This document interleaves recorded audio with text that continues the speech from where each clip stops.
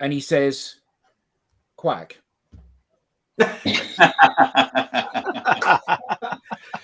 Yes. Boom. Are they new headphones, Tracy? They are new headphones. Thanks You for should have told us about this. You should have done a post about it, really. Yeah. you. Look how much more pink they are than the other ones. Yes, they're nice. In fact, I think Tim should treat himself to a pair of those. I'm thinking I was looking at them very enviously. And yes, but match your shirt. They would. Though it's orange. Yeah. Well, it's almost pink, isn't it?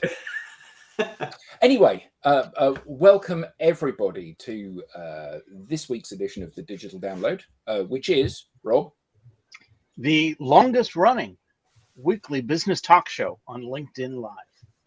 Thank you so much. And we're very lucky today to have a special guest, Giles O'Halloran, who is, we'll let him introduce himself in a moment. All you need to know is that he is the world authority on digital and social HR. We've done some work with him in the past, and we are in awe of his capabilities in this area. But before we bring Giles in, let's go round the horn and introduce ourselves. So, Alex. Good afternoon, good morning all. Alex Abbott, founder of Sapiro and, wait for it Tracy, exultant partner of DLA Ignite. Rob. Hi all, Rob Durant, founder of Flywheel Results, based just outside of Boston, Massachusetts. And I am a proud DLA Ignite partner. Tracy. Hello, everyone. I am Tracy Borison, founder of TLB Coaching and Events, where we care about sales and marketing because we care about sales and marketing people. And I am the coolest DLA Ignite partner. I think there's little doubt about that today. Tim. Hello, everybody. I'm Tim Hughes. I'm the CEO and co-founder of DLA Ignite. And everybody, I'm Adam Gray. I'm Tim's business partner and co-founder of DLA Ignite. Now, without further ado, let's bring in Giles O'Halloran. Hey! Giles, introduce yourself, my friend. Thank you very much. And I must say, Adam, thank you very much for setting the bar so high I'm going to bang my head. But I appreciate the very kind and warm welcome in terms of my social media and my social HR background. I don't consider myself the true lead. I do consider myself, as I said previously, I'm not an expert, I'm an enthusiast because things are changing so quickly. But obviously, for anyone who's on the call and say hello to everyone, my name is Giles O'Halloran. I am an HR professional. Please don't hold it against me. So I am a dark sider, to put it bluntly. As for that, in terms of my background, I run a small company, which is a freelance HR capability.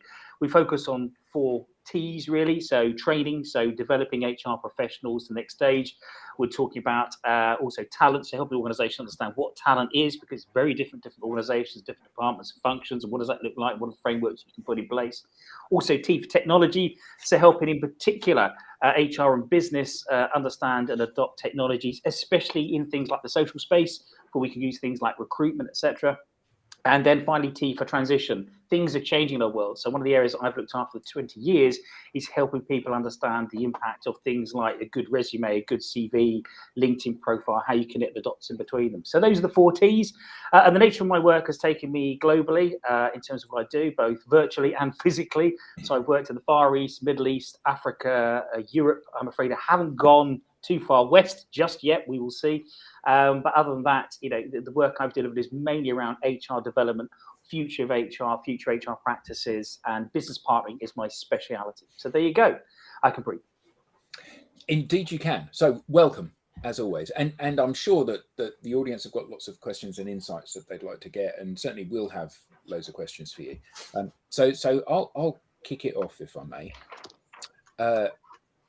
Obviously, digital has had an impact on everything that we do from a work perspective, and it's no doubt had an impact on hiring as well.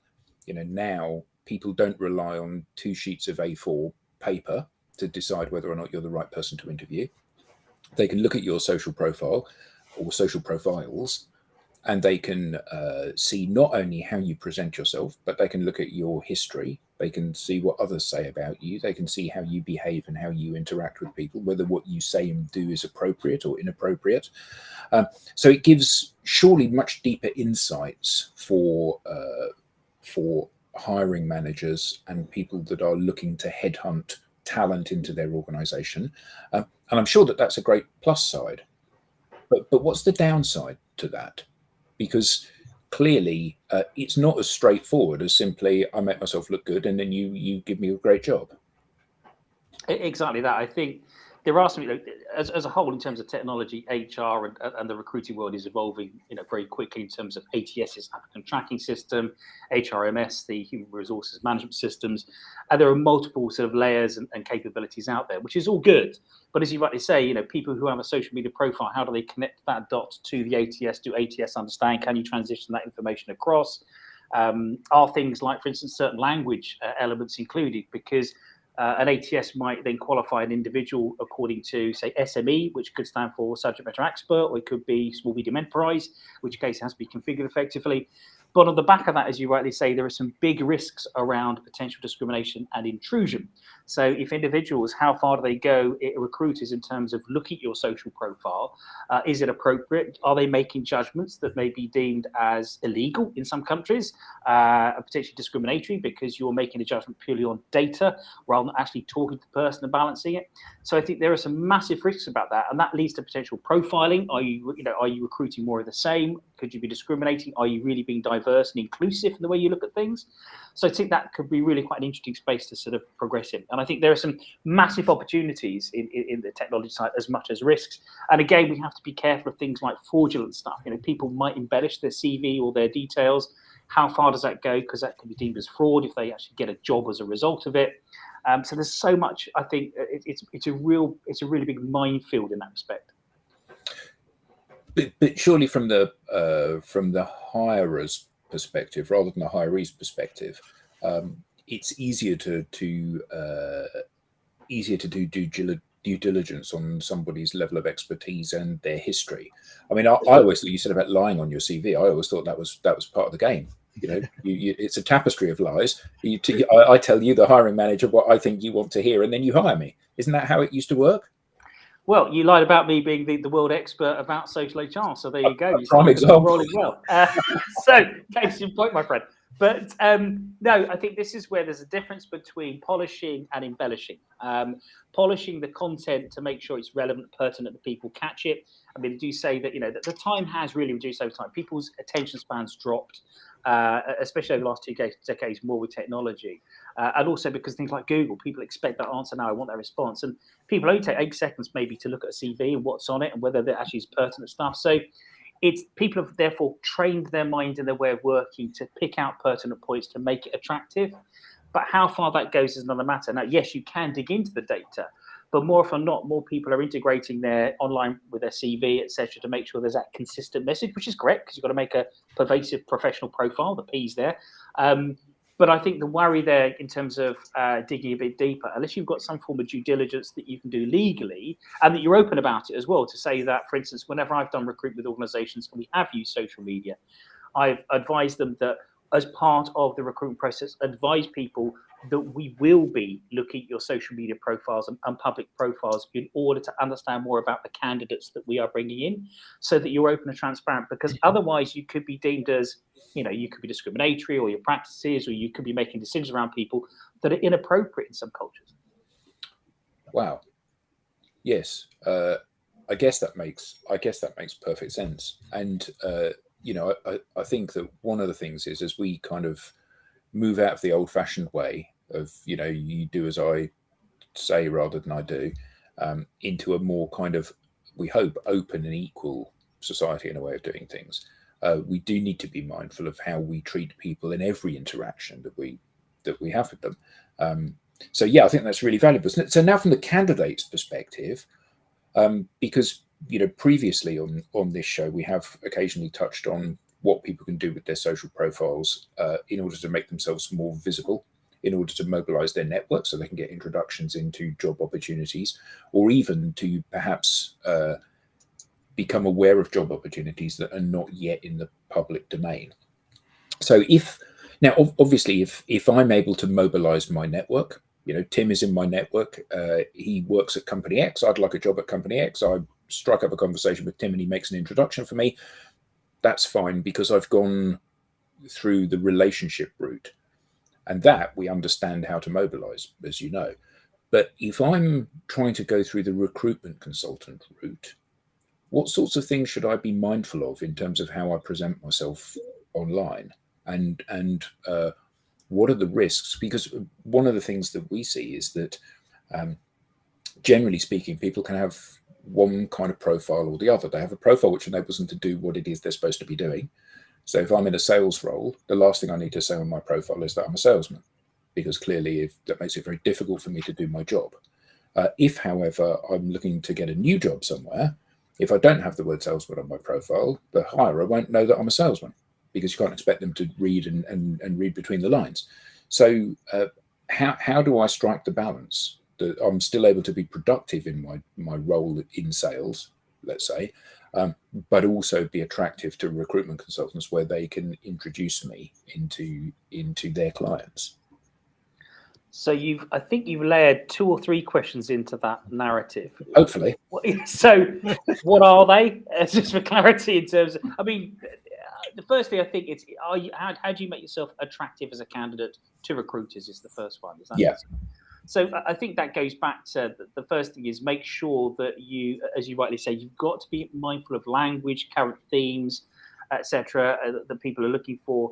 If there are certain job specs, etc. One of the things you can do as a candidate, particularly on LinkedIn. LinkedIn is probably the best tool to use for anything around recruitment, because everyone goes there. It becomes gravity.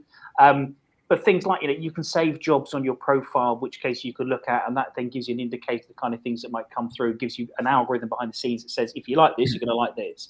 And so the more you save, even if you don't apply, it gives the indicator comes up. And what you can do is start to look at those job specs and go, what's the language being used? What are the key hashtags, things that I can use on my profile as well, that I can use in conversations?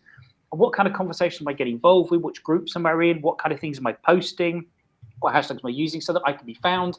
And even on LinkedIn, you can find those different hashtags where there are key conversations around, where you can then align your things to it and say, right, this is what I'm going to. So you get seen. So there are lots of different routes. I think it goes back to one of the big ones to consider with anything around recruitment these days, and especially with networks, and LinkedIn proves this point, is there was a paper written back in, I think it was 1974, by a socialist sociologist called Granovetter. Could have been a socialist, you never know. It was the time. It was quite fashionable then, But back in the 70s, then Granovetter wrote. He was a sociologist. He wrote the strength of weak ties, and in that paper he proved that 60 to 70% of all jobs then were found through networks, not through friends, direct. That one first connection, but friends of friends, acquaintances, the second connection, which is the power of LinkedIn. And so that's been something that we've known for a number of years. And I think the tools out there now have improved upon that. LinkedIn has improved that and pushed those numbers up, potentially 70 to 80%, maybe higher in some fields. But when it comes to advising candidates the way to use networks more effectively in order to engage with recruiters, whether they're in-house recruiters or whether agencies, I use 4 N's to get people to think. Firstly is Nexus. Nexus is the center point. What is it that's unique about you? What are your USPs if we speak sales speak? What are your USPs that you bring to the party that you can say, that's me, that's what I'm respected for, these are my capabilities, and that I can shine a light on? That's the first N. The next N is about being a node. So that's being about that connection that shares, that engages, that is an active around you, because you cannot expect others to do what you won't do for them. And so this is the power of the network, that shared mindset. The next thing is about network. It's about leveraging both the nexus and the node elements across your network, making sure there's constant engagement, sharing, even just liking things that come up and think, actually, that's interesting, or sending someone a birthday, happy birthday, posting stuff, congratulations on your role. You're keeping that alive. But those 3 N's are then underpinned by another N, which is netiquette. You've got to, as you rightly say, behave professionally and online in order to be seen as the people that want to engage with you. And I think that would be my simple response as a framework. Yeah, that's fantastic. I mean, I do think that LinkedIn is simultaneously, and I haven't applied for a job for years, many years. Clearly. But LinkedIn it appears to me to be simultaneously the candidate's best and worst friend from a recruitment perspective. Pretty much every job that's in the public domain is going to be listed somewhere on LinkedIn. Somebody is going to be hiring and posting about that. There will be job postings on the job boards and job adverts on there. And the LinkedIn Recruiter tool will showcase to me those things that seem to dovetail with my skills or the skills that I say I have. So I get that, and from my perspective as somebody that's been laid off, and we've had a number of kind of sessions over the last 18 months where we've spoken about how can we help you, the audience, if you've been laid off and you're finding it difficult to get interviews and whatever. So as a candidate that's been laid off, I'm looking to touch as many job opportunities as I possibly can and see which one seems to find me attractive in order that I can walk towards that. But I can apply with a single click. And the problem with that is that I can load up 50 different jobs and go click, click, click, click, click, click, click, click. And if I can do it, you can do it. And Alex can do it, and Tim can do it, and Tracy can do it, and Rob can do it. And the problem is that the poor hiring manager's now got 500 people applying in the first 10 minutes of this. And how do I stand out? Sorry, Tim, you were going to... I was going to say, what Rob always jokes is that even as a candidate, we can go apply. On the back of that, the hiring manager's going reject. Yeah, the lazy apply. It is, and that's where I've actually been through this myself recently. So a client I was working with, I did a piece of work for them to understand more about. I actually went in there first to identify what was their HR need, because they're a growing organisation from SME upwards, and they said we don't have an HR person. And I think rightly so, they said, look, instead of getting to 800 plus people and going, oh, we need an HR person, do we need to bring someone in now and scale it up in order to make sure it works? I think there's the right way of doing it. So we talked about what that looks like. As a result of that, they offered me either to do the work for them, which I don't have the time and the capability at the moment in order to deliver what they require. But they then said, well, can you help us recruit someone? And I said, well, you could go to a recruitment consultant, we can help you write the spec. Well, so no, we trust you. Can you do it for us? And I thought, well, I like the people, I like the company, yeah, I'll do it. So I then recruited for this HR manager for them. And I know myself going through it that you will get, I got 100 applicants within 3 days. And some of them, and I think LinkedIn as a tool did it pretty well. They, as long as you feed the information, these are things you need to tick that it will sift some of it for you. And a lot of systems are doing that already. We've been doing it for a number of years to sort of qualify candidates. But again, it's the machine looking at what does it think it's looking for. And therefore we have to be mindful of bias as well in terms of what might be programmed into machines. But in the same light, it did help me then identify and go down to out of those 100 candidates I got within 3 days, there were 60 that were relevant that I could then go, right, there are 20 that I'm going to interview. I could qualify them quickly from downloadable CVs and look through it. So I found it very, very useful as a tool to quicken things. What I found time consuming, but I still did anyway because it was the ethical thing to do, was to write back to every every candidate that didn't make the assessment and say, this is why, or, haven't been successful this time because of this. That's the bit that takes time because you have to you can't just go blank, but you can do blank, but I think it's impersonal and it destroys your potential brand as an employer. It was about actually taking time to respond to each individual saying, you haven't been successful because these are where your skills lie, fall down, etc. versus other candidates. And then briefing the 20 that I took through, and then briefing those we went down to about 5 or 6 that went through to the final sort of stages. But I try to engage at every level. And my feedback, though, I must say, my feedback from candidates has been really positive, which I'm glad because I treat people as I'd like to be treated myself. I think it's just good karma. But that's the bit, I think, as a recruiter, as an ex-recruitment consultant, that's how I started life. Many years ago after graduating, I was a recruitment consultant. And I find it frustrating sometimes that I had 200 or so candidates on my books. You can't keep up to date with them all the time, even though you'd like to. And sometimes you feel a bit like a social worker in sometimes with too much casework. And you don't have the time to sort of do it. And people have very unique circumstances. Some people might be going through very, different relationship problems. They might be potentially losing the house because they lost their job. And so sometimes you're there to help them otherwise. And I think that blend of being human, that's where we add value in that process, is we can use these machines. We can be mindful of how quickly it can apply.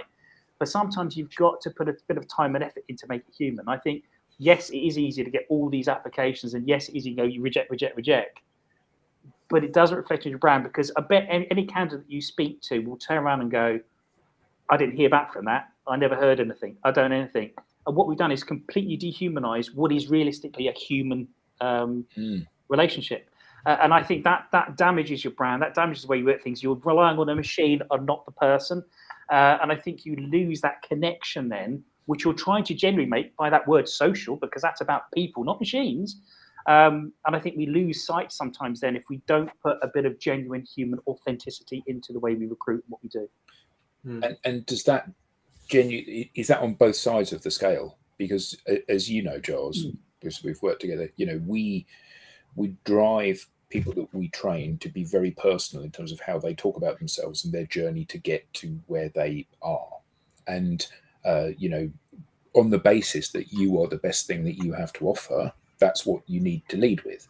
And yes, if you are going to become my surgeon, I need to know that you know how to operate a scalpel. Clearly, that's a given.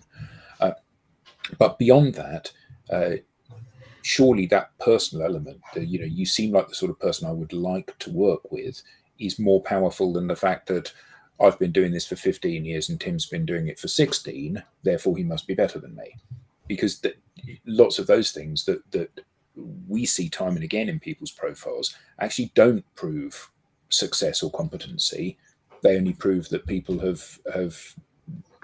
filled in a template, basically. And I think you're right to highlight that. It goes down to this magic word, trust. And that's the bit that really comes to the fore here. I can't remember that. He was the previous editor of Wired. He's written a number of books. He's written Free, Maker. I can't remember the name. I've got to that age now. I go to the toilet and forgot what I've gone there for. But sorry? What age? What were you talking about? You'll get there. I'll go to the toilet and forgot what I've gone there for. So it's I was going to sound that note. I can't remember. And he's brilliant. He reads some really good stuff. But what I liked about, he was talking about social networks and the way to recruit and the way people are working now. He said that fundamentally in the modern world, there are two things that are your currency, and that comes to employment. Otherwise, it's trust and credibility. Can people trust you, and are you credible? And therefore, the credibility, and that's been proven in second connections on LinkedIn. Are they willing to reach out? Well, actually, I know there are connections to that person. I trust them. And actually, looking at this profile, they look credible. But do we trust in that individual, what they are? And that's what we need to look at, going a bit deeper, understanding some of the mistakes around trust. So Maester and Green wrote a book a number of years ago called The Trusted Advisor. One of the things they highlighted was the exact point there is about people connect and trust people based on their experiences and the way they do things. And the simple way I describe trust, it's taken from someone else, it's completely robbed. But I think it's true, and that is that trust is the willingness to be vulnerable to someone. That's what it comes down to. And we'll all be willing to be vulnerable to a certain extent, depending on our experiences and what we've got. And when it comes to one of the 5 mistakes that Maester and Green highlighted, it was trusting in the technical. And that is, it was a really interesting piece of research, I believe, that was done with pediatricians. And a number of families were asked, which pediatrician would you go to? There's a set of pediatricians, and you had the least experience and the most experience with all qualifications, certifications, etc. behind it. But what they found was that the families did not choose purely based on the qualifications. They chose on which one connected with their child. Mm. And that's important. That's human. That's very much. It goes back to what we're talking. It's about storytelling. We have something in our brain that that goes back to very much in terms of our evolution about stories and narratives and what have you. We connect with a story. It helps us do so. And no disrespect to anyone on this call in terms of your background, your thoughts on faith and belief, but every faith system in this world is based on a story, and therefore we connect with that, and that gives us a sense of belief.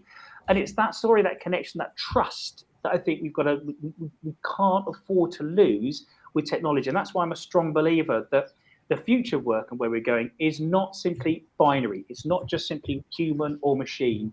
It is a combination of the two. It's about blending technology and talent. You shouldn't lose or dilute the difference and opportunity with both. Okay, I have somewhere a question I'd like to ask based on this trust thing. So we have trust, and we have social media, and we have HR policies. And when I think about, I was having a conversation with someone yesterday about like, how can we show up on social media? Because as soon as we get hired by a company, I'm going to be handcuffed in terms of my social media policy because I'm not going to be able to do anything. And so when I look at this from a trust perspective, like, how does this play throughout the process, right? If I'm a candidate, I want to have, and I'm an expert of some sort. I like to show that on my social media profile. I like to have my own personal brand. I also have friends who haven't been hired because they refuse to not maintain their own personal brand once they've been hired by a company. And the company's policy is that you can't do your own thing on social media. So those types of policies versus how we're using social media to like look for candidates. How do all of these things need to come together to actually create trust between a company and a candidate? So I think there's a lot in there, but definitely I think is a valid question in terms of, what do you think? Because why recruit someone if you've seen they're so good at what they do, and then bring them in the door and muffle them? It just loses the value of that conversation. And so when I so going back to some of the social media legal training that I've done with organisations, where getting people to understand how you use social media effectively from a business perspective, but avoid the legal risk, because there is potential legal risk with reputational damage. You can spend 100 years creating a company and have it destroyed within 10 minutes of what goes out on a hashtag. So when we look at that, one of the things I look at organizations to think about is there's 3 layers that you need to consider when you are doing things. It's legal, is it ethical, and is it reasonable? If we look at legal, you've got to follow the law full stop in what is right, because to prevent certain people speaking, saying stuff, you can't do that unless it's a police state. We know that. Then you've got the next layer up, which is around the ethical. Is it the right thing? And again, you should be giving people guidance on how to use social media more effectively, not telling them no, but how. And I think this goes back to your point about there's some HR that fear because actually it's going to reduce their workload because, oh my God, someone's put that out there, someone's put it out there. Well, actually, is that HR's job? Well, no, maybe it's marketing's job because that's their specialism. Why should HR be the gatekeeper on everything? It shouldn't need to be. In the same way, actually, where does the manager come into this? That's my question. When should HR be the surrogate? We should be actually the individuals advising the managers on them actually doing their job properly. That's what we've got to think about here. But in the same light, that reasonable bit at the top, which I know is taken really from UK and Commonwealth-based law, but reasonable is if you ask any average individual in the street, is this right or wrong, and they give you an answer, that's what's deemed reasonable. So we've got to treat people like adults to make sure that we do things reasonably. And that they respect that it's a two-way thing in the contract. That's what a contract is. It's bipartite. If we pay you to do stuff, etc., you've also got to behave yourself. There's some implied terms there, and there's that trust. But we've also got into context, and I know this from my own background when I've been DV or developed vetted for the military and some of the work I've done with sensitive clients. There is stuff you can't put online. Adam has seen this previously. I went quiet for a couple of years purely because some of the work I was doing was in the security and policing space, and therefore you've got to be sensible and you've got to reason about what you do put out there, because you might therefore highlight different things. You might highlight individuals that might put other people at risk, and that's got to be careful. And because there is a tool out there called in the intelligence world called aggregation, where if you can pull lots of data from different sources, it's likely to point out, well, that is an indicator of this. So I had to be careful of all that. So I think you've got to be reasonable on both sides of the equation. It's not one side or the other. It's a non-binary scenario, and there has to be that open discussion. But to put your case in point, I had this exact problem in a previous organisation whereby the head of legal came to me and said, Giles, we need to support here. We need to have a social media policy. I said, right, okay. Why do we need a social media policy? I said, well, we need to control this, etc. I said, well, I get what you're going. That might be the baseline to start from to stop the certain behaviours we're seeing, but I'd argue we need to look at guidelines. Let's train people to use it. Let's give them the guidance and support and get managers to manage the people. That's what we should be doing, rather than with a backstop all the time in the firefighters, because all we'll ever be is for our firefighters. But what I did to put into context the conversation I said is that there will be those individuals that it doesn't matter what you do to try and help them, they're going to fall by the way. And I said, let's put it into legal context. I asked her, I said, so do we have laws in this country? And they said, of course we do. I'm a lawyer. I said, yeah, I get it. I said, do we have prisons? They said, well, yeah. I said, what does that tell you? It doesn't matter how many rules, policies you've got, you're still going to have a minority that break the rule. That's a reality. But we shouldn't create a policy to manage the minority. We should consider the majority, that most people are likely to follow the rules. And we have disciplinary scenarios. We have procedures around grievances, etc., that we can use disciplinary methods. All we have to do, we'd have to write multiple policies. If they are behaving incorrectly, we highlight that under the right point in the disciplinary process. Then that's what we should be looking at. But we should get people to say, look, we will treat you as adults, but if you act inappropriately, then we will deal with it. And let's treat people as adults. We're more likely to be so. Because there are punishments. If we look at prison, for example, prison isn't the only outcome. But if we look at the disciplinary process, if exit isn't the only outcome as well. You might get a written warning. You might get training, mediation. Just like with the police, for example, you might get a caution. You might get a fine. You don't have to go to prison. So I think this is where I use that as a context to say we have to look at the majority and use trust, that magic word, but also let people know and communicate them. This is on your watch as well. You've got to be careful about what you put out there, but we'll trust you. Let's work in a reasonable way to make that work together. So last week we had Dr. Grant Van Ulrich on, and he spoke about the fact that when individuals go through change, often as part of a corporate change, but also in their lives as well, the expectation from a corporate perspective is, right, we're walking this way. And then off the organization goes, and you're coming with us because you're part of the organization. And he said, but surely, how many of you have ever been trained on how to embrace change? Of course, nobody put their hand up, okay, because it just doesn't happen. It never happens. So you can accept change or you can reject change. And this idea that you're an individual, the ramifications for that in this space can be quite profound, but also the fact that as an organization, you assume everybody is going to behave a certain way and go a certain way, and the reality is they don't, and that's why many transformations fail. But as a leader of an organization, many times leaders are stuck in the old world, this idea that I'm going to tell you what to do and then you're going to go away and execute that. And actually that may have worked last millennium, but it certainly doesn't work today. So how do we re-educate those people at the top of organizations that think that how you're going to behave on social, how you're going to present yourself, how you are going to represent this organization, that's an instruction that I'm going to give, and you will follow this to the letter. How do we educate them? Because this is a top-down problem, isn't it? It is, and I think this is where, number one, they need to be open to training on how to use social media effectively.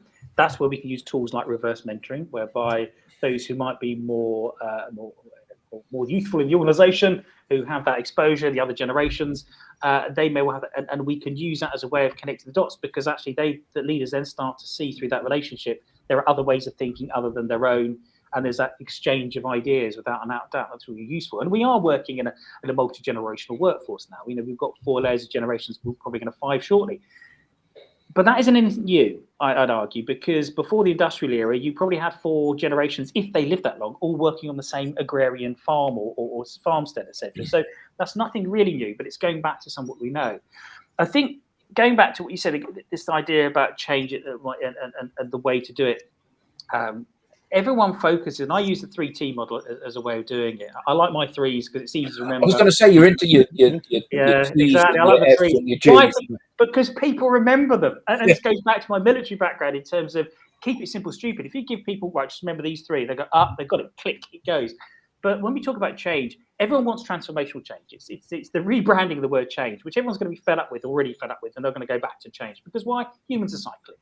But we look at that, we've got transformation. But transformation is usually the biggest change, the hardest change. It may pivot the entire organization, change what you do completely. That's why it's called transformational. But it doesn't happen overnight. It's not quick. It takes time to build, and it builds from the bottom up. It doesn't build necessarily from the top down. And in the same light, because you've got to bring people on the journey, a lot of people feel stuck at the other end of change, which is transactional, which is where they're only doing those little bits on a day-to-day basis, which don't necessarily align with the organization's going, but they're just doing the let's see what's on my desk and move on that day. The real sweet spot for us, which is what I work with HR professionals on, especially in business partnering, is called transitional. That's the bit we need to focus on. We use mindsets like nudge. How do we create sustainable change? One of the best ways to do it is things like a pilot. If you do a pilot scheme, do pilot. People feel it's a safe space to do things. And then you do another pilot on top of another pilot. Before you know it, you're nudging people gently on that journey.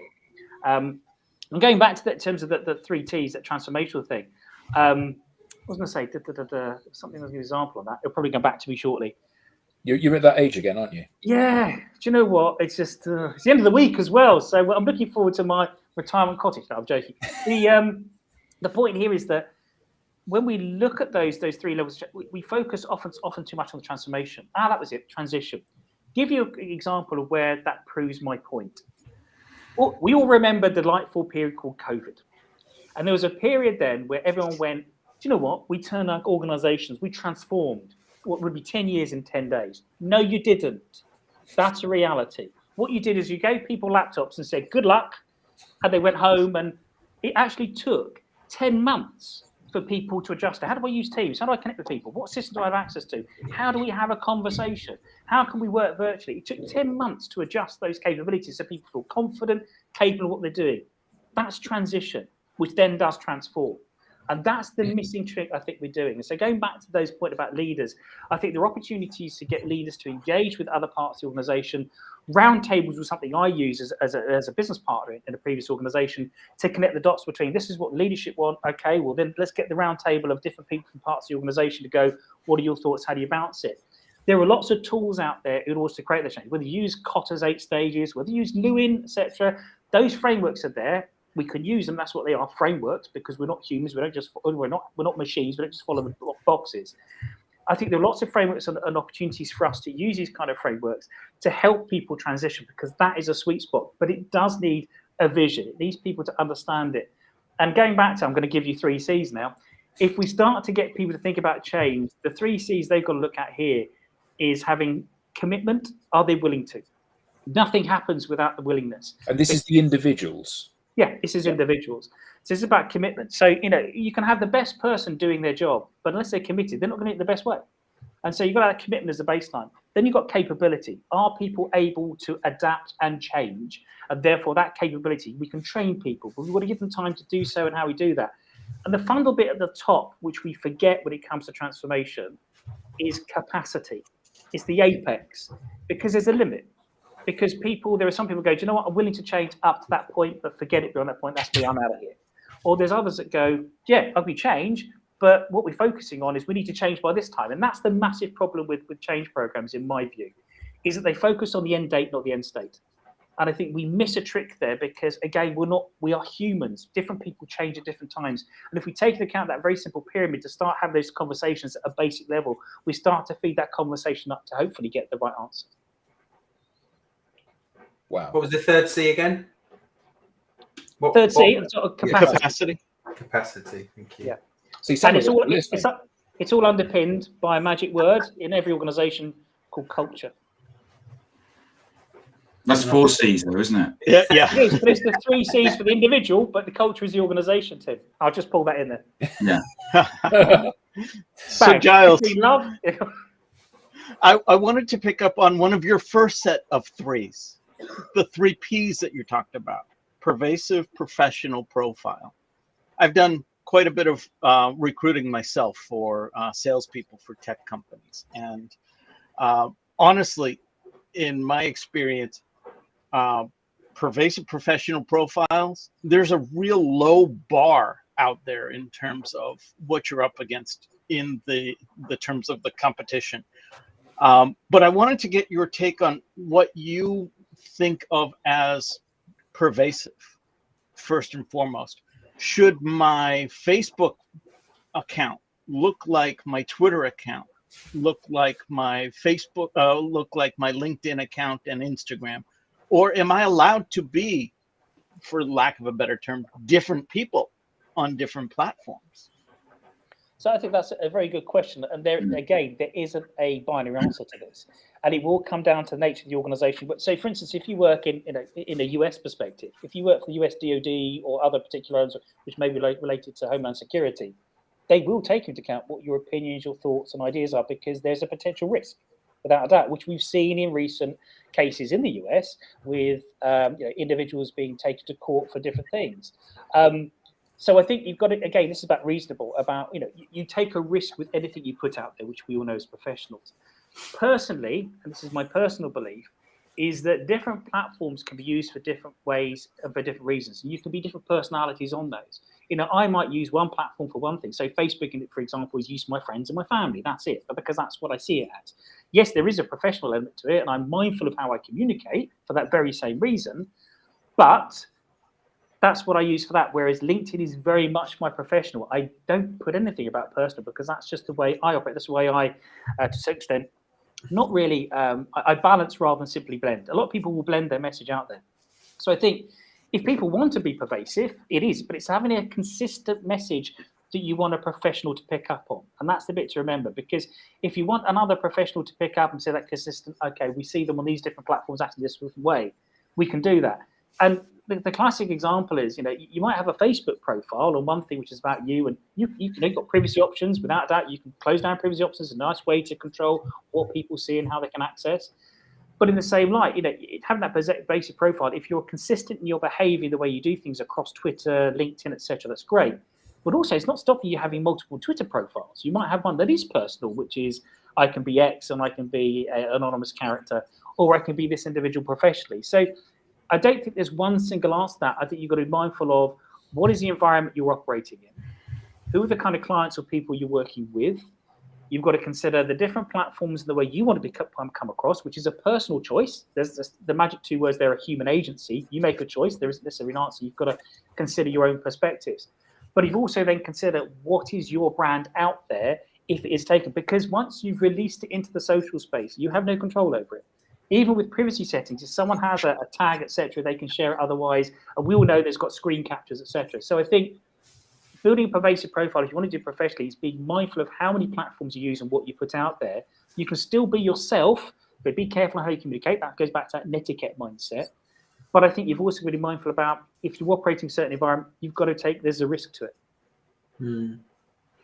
So I've got a question about, sorry, Tracy, I can see your lips moving. I guess you're on mute. I was totally on mute, but you go first, Alex. Well, I'm changing the subject slightly, so I don't know if your point is related to what Giles was just talking about. If it is, go.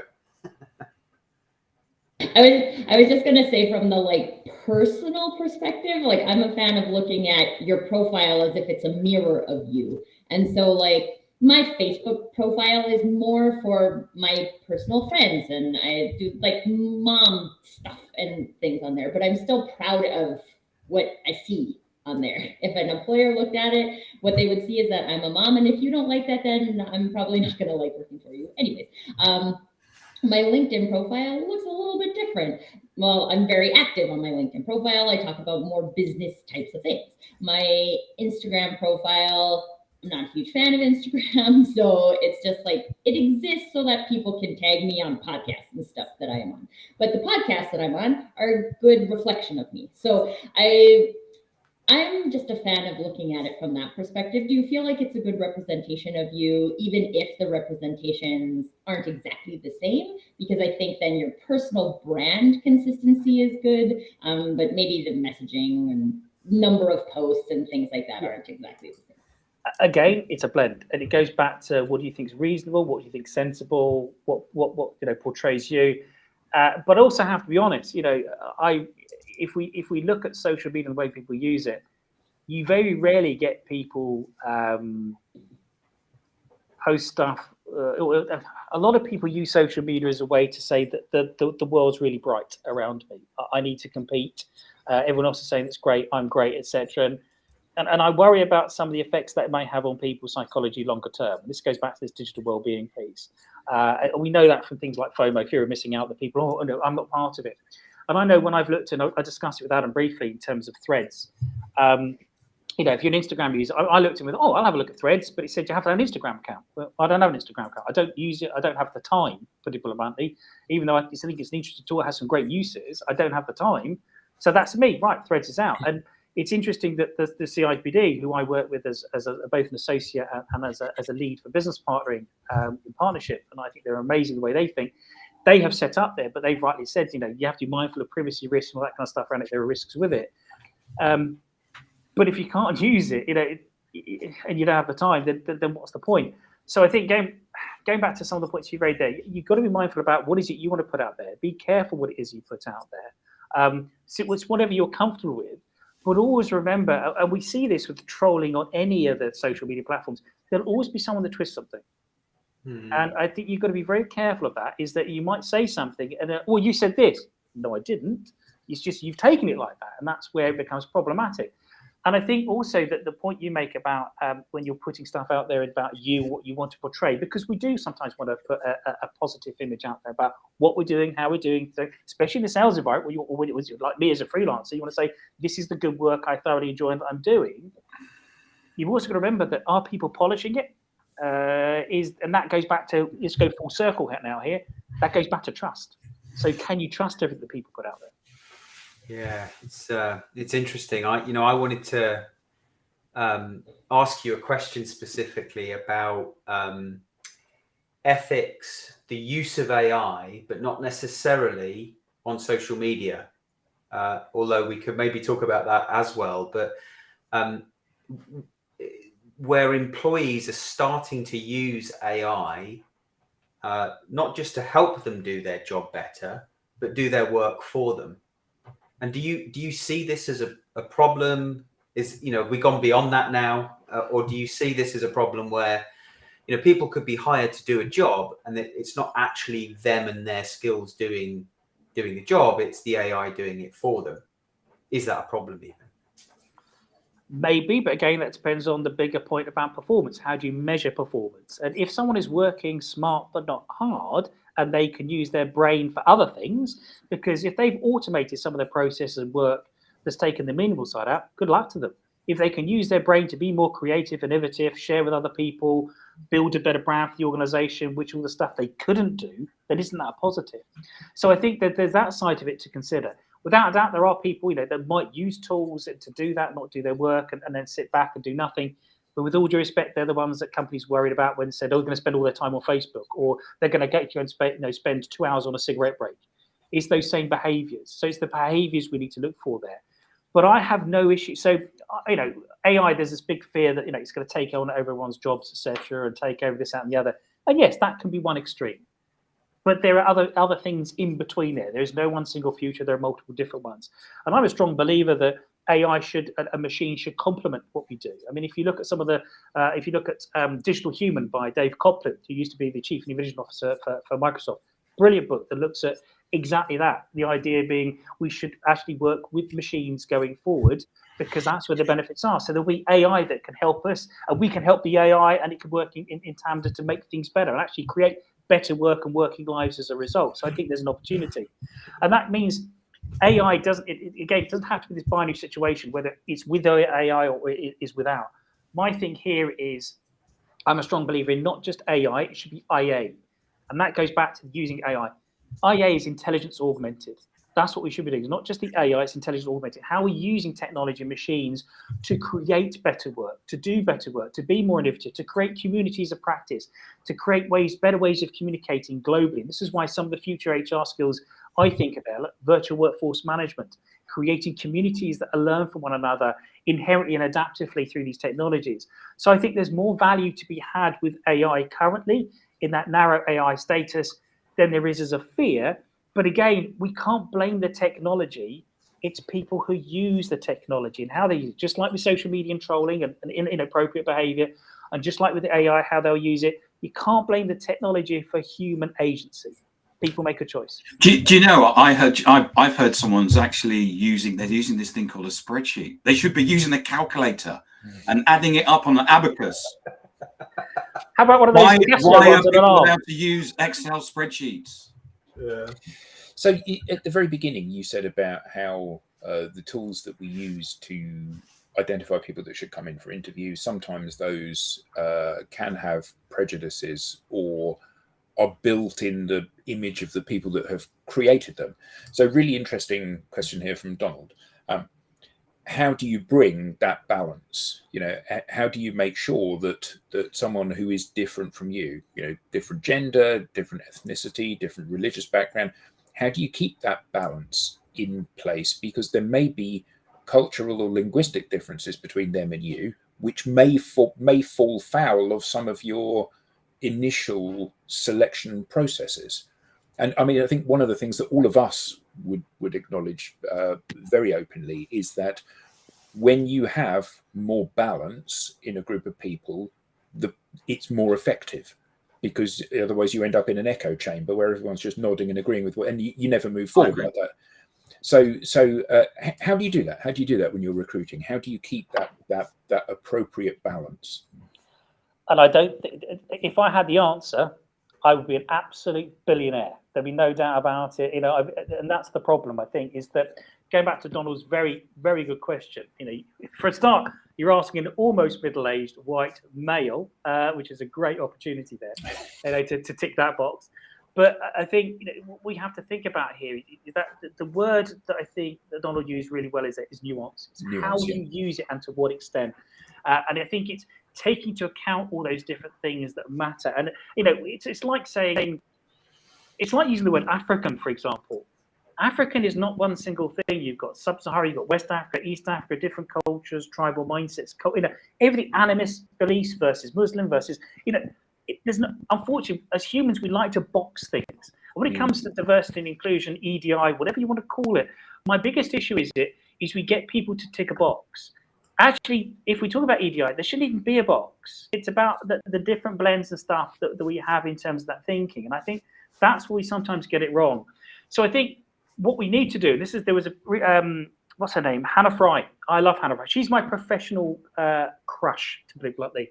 And she had me when she said the quote, she was intellectually promiscuous. Oh, I love that.